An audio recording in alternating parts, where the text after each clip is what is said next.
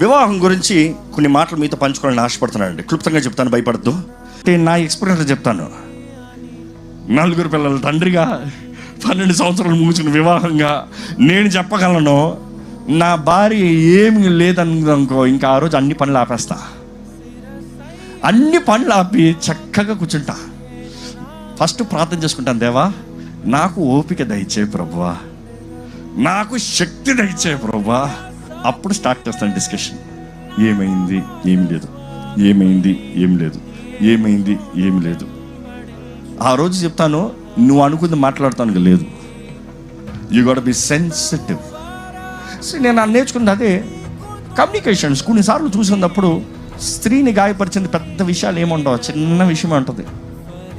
ఎందుకంటే చిన్న పిల్ల అలిగినట్టు ఏదో ఒక చిన్న విషయం ఉంటుంది. కొన్నిసార్లు నేను విన్నప్పుడు ఇంతేనా పడి అవుతా, ఇంతేనా ఇదేదో ముందే చెప్పచ్చుగా.